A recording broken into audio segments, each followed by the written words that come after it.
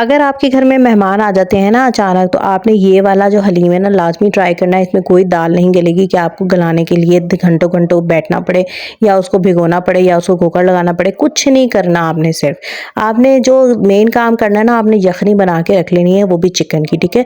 Chicken की यखनी जैसे पुलाव की बनाते हैं ना, वैसे ही बनानी है, ठीक है। और लाइक एंड फॉलो लाज़मी करना है मेरे पेज को, ठीक है, मेरे अकाउंट को, और सेव कर लेनी है ये रेसिपी सेव के बटन पे जाके, ताकि आप जो है जब भी बनाएं तो आपको ये याद रहे कि आपने कैसे बनानी है। तो जी यहाँ पर मैंने ले लिया है ओट, ठीक है, वाइट ओट्स। और वाइट ओट्स जो हैं वो कोई सी भी कंपनी का आप ले सकते हैं। इस तरह से अगर बड़ा बड़ा हो वाइट ओट, यानी कि लार्ज साइज़ के इसके दाने हों, तो आप इसको ग्राइंड करके और इस तरीके से बना लें और फिर इसको वॉश कर लें। अच्छा, इसको धोने से क्या होगा कि ये नरम हो जाएगा, ठीक है।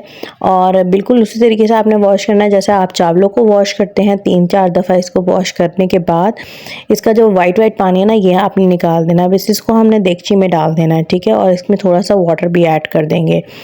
तो मैंने इसी तरह से किया था इसको। और यहाँ पर मैंने इसमें डाल दिया था हल्दी पाउडर और काली मिर्ची पाउडर डाल दी थी।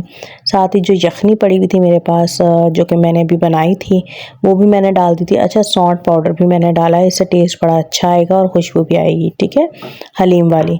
यहाँ पर यखनी थी जो कि बिल्कुल रेडी थी, और इसमें नमक शमक जो भी आप डालते हैं अपनी यखनियों में, वो सब मैंने इसमें डाला हुआ था। श्रेडेड करके चिकन को डाल दिया था, ठीक है, और चिकन पाउडर भी थोड़ा सा डाला था।